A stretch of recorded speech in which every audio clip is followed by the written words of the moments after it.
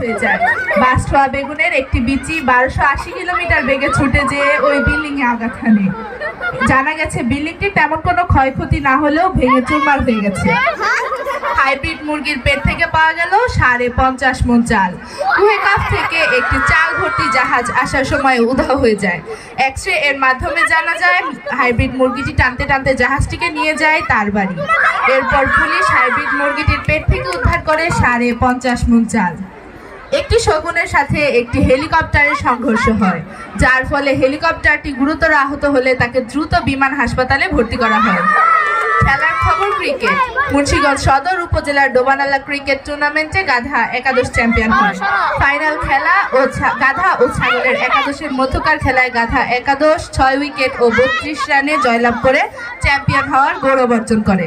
এই খেলায় 1 বলে 3 গোল করে ম্যান অফ দ্য ম্যাচ হন বড় গাধা। এবার আবহাওয়ার সংবাদ। আগামীকাল 160 কিলোমিটার বেগে উত্তর দিক থেকে দক্ষিণ দিকে ইট পাটকেল ধেয়ে আসতে থাকবে। পরবর্তী নির্দেশ না দেওয়া পর্যন্ত সবাইকে পিঠে বস্তা বেঁধে ফাঁকা মাঠে দৌড়াদৌড়ি করতে বলা হলো। রাজবাড়ী গোলসাবাড়ি গোয়ালন্দকে 220 নম্বর বিপদ সংকেত দেখিয়ে যেতে বলা হয়েছে। আজ খবর এই পর্যন্তই। আমাদের পরবর্তী খবর প্রচারিত হবে আগামী 49 তারিখ সকাল 2:30টায়। ধন্যবাদ।